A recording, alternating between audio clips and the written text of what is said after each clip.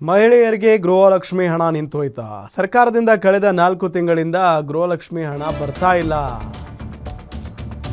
ನೋಡಿ, ಮಹಿಳೆಯರಿಗೆ ಪ್ರತಿ ತಿಂಗಳು ಗೃಹಲಕ್ಷ್ಮಿ ಯೋಜನೆಯಲ್ಲಿ ಹಣ ಬರುತ್ತಲ್ಲ, ಅದೇನು 4 ತಿಂಗಳಿಂದ ಬರ್ತಾನೆ ಇಲ್ವಂತೆ. ಈಗ ಹಾಗಾದ್ರೆ ನಿಂತು ಹೋಗ್ಬಿಡ್ತಾ? ಯಾದಗಿರಿಯಲ್ಲಿ 2 ಲಕ್ಷ ಫಲಾನುಭವಿಗಳಿಗೆ ಹಣನೇ ಸಿಕ್ಕಿಲ್ಲ. ಗೃಹಲಕ್ಷ್ಮಿ ಹಣ ಬಾರದೆ ಮಧ್ಯಮ ವರ್ಗದ ಮಹಿಳೆಯರಿಗೆ ಈಗ ಸಂಕಷ್ಟ ಆಗಿದೆ. ಚುನಾವಣೆ ಸಂದರ್ಭದಲ್ಲಿ ಹಣ ಹಾಕ್ತೇವೆ ಅಂತ ಹೇಳಿದ್ರಿ, ಇದೀಗ ಹಣ ಬರ್ತಾ ಇಲ್ಲ, ಇದರಿಂದ ಸಮಸ್ಯೆ ಆಗಿದೆ ಅಂತ ಹೇಳಿ ಅಳಲನ್ನ ತೋಡಿಕೊಳ್ತಾ ಇದ್ದಾರೆ. ಸಿಎಂ ಸಿದ್ದರಾಮಯ್ಯ ಅವರೇ ನಮಗೆ ಹಣ ಹಾಕಿ ಅಂತ ವಿನಂತಿಯನ್ನ ಮಾಡ್ಕೊಳ್ತಾ ಇದ್ದಾರೆ ಮಹಿಳೆಯರು ಯಾದಗಿರಿಯಲ್ಲಿ. ಈಗ ಹೆಣ್ಮಕ್ಳು ಜಗಳ ಮಾಡ್ಲಾಕತ್ಯಾರ. ಅವನಿಗ ತಿಳಿಬೇಕು, ಸಿದ್ದರಾಮಯ್ಯಗೆ ತಿಳಿಬೇಕು, ನಾವು ವೋಟಿಂಗ್ ಹಾಕಿವಿ, ನಾವು ದೊಡ್ಡವ್ರು ಹಾಕಿನಿ, ನಾವು ರೊಕ್ಕ ತೊಗೊಂಡು ಕೇಸಿ ನಾವು ದೊಡ್ಡವ್ರು ಆಗಬೇಕು ಅಂತ ಅವ್ರು ಮಾಡ್ಲಾಕತ್ಯಾರ.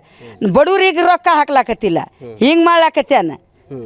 ಮತ್ತು ಬಡವ್ರು ಹೆಂಗೆ ಸುಲಿಬೇಕು ನಾವು? ಈ ದುಡ್ಡಿಂತ ಏನು ಮಾಡ್ತೀರಮ್ಮ? ದುಡ್ಡು ನಮ್ಗೆ ಬೇಕು, ದವಾಖಾನೆ ತೋರಿಸ್ಲಾಕಬೇಕು, ನಮ್ಗೆ ಏನಾದ್ರು ಬೇಕು ನಮ್ಗೆ. ಮತ್ತು ದವಾಖಾನೆಗೆ ತೊಗೋಬೇಕು. ನಮ್ಮ ಮಕ್ಕಳು ಯಾರು ನೋಡ್ತಾರೆ ಈ ಕಾಲಾಗ?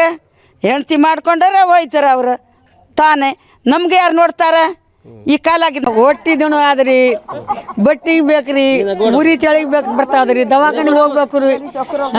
ಈ ಕಾಲಾಗ ಮಕ್ಕಳು ಸೋಸ್ದಾರ ನೋಡಲ್ಲ, ನಾವು ಮಾಡ್ದೆ ನಮಗೆ ಮುಳ್ಳಾಗ ಸಿಗ್ತಾವೆ ಏನ್ರಿ?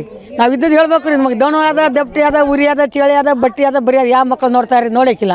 ಏನ್ರ ಮಾಡ್ಕೊಂಡ್ರು ಯಾರ್ದವ್ರು ಸೋಸಾರಿ ಮಾಡ್ತಾರೆ, ನಮಗೆ ಯಾರು ನೋಡೋರು? ನಮಗೆ ತಿಂಗಳಿಲ್ರಿ ಸಂಘ ಅಂತಂದು ಕಟ್ಟಿಗೆಲಕ್ಕೆ ಬಳಸ್ತೀವಿ. ಮನೆಗೆ ಏನಿಲ್ಲ ಅಂತ ಖರ್ಚಿಗೆ ಗಂಡಸರು ಬೇರೆ ಸರಿ ಇಲ್ಲ. ಅದ್ರ ದಶಿಂದ ನಡಿ ಚಂದ ಆಯಿತು, ನಾವು ಓಟ್ ಹಾಕ್ತೀವಿ, ಹೆಂಗನ ನಮ್ಗೆ ಬಳಕೆಗೆ ಬರ್ತದೆ ಅಂತ ಹಾಕಿದ್ವಿ. ನಡಿ ಅದನ್ನು ಬಂದ್ ಮಾಡಿಡ್ರ ಈಗ ಬದುಕಬೇಕು ಅಂತ ಏನು ಅದು 100 ರೂಪಾಯಿ ದುಡಿಬೇಕು, ನಾವು ಉಣ್ಬೇಕು. ಅದು